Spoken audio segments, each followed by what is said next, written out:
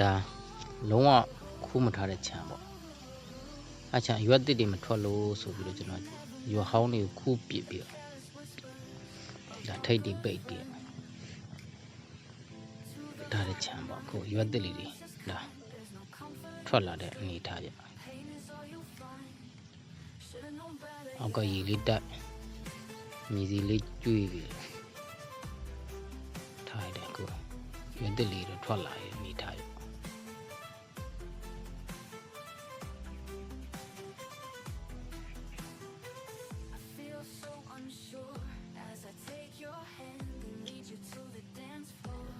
ဆိုအညံ့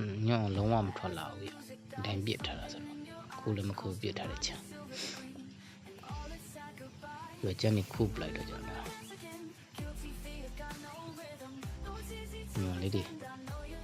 ထွက်လာတာပေါ့။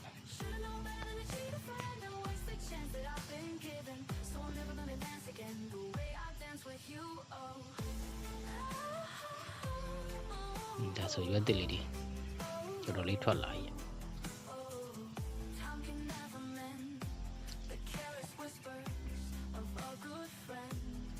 နော်အားစီတောင်မဖြန်းလိုက်ရဘူးအောက်ကမျောစာလေးပဲဒီမောင်းနဲ့ကျွေးတာပဲရှိဒါဆိုရင်ရွက်ကောင်းလေးတွေထွက်လာတဲ့အနေထား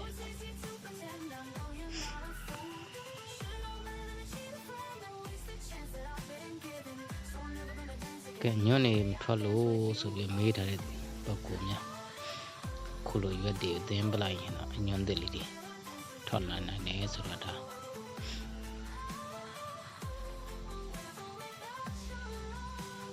လက်တွေ့ခုပြီးတော့ဒါရိုက်ပြရခြင်းပြနောက်ထပ်လဲကွန်မန့်နဲ့ပတ်သက်ပြီးပြဿနာတစ်စုံတစ်ရာတွေ့ခဲ့ရင်တော့ခုလိုပဲရိုက်ပြီးတော့ပြပါအောင်မယ် Could have been so good together We could have lived this dance forever But now who's gonna dance with me Please stay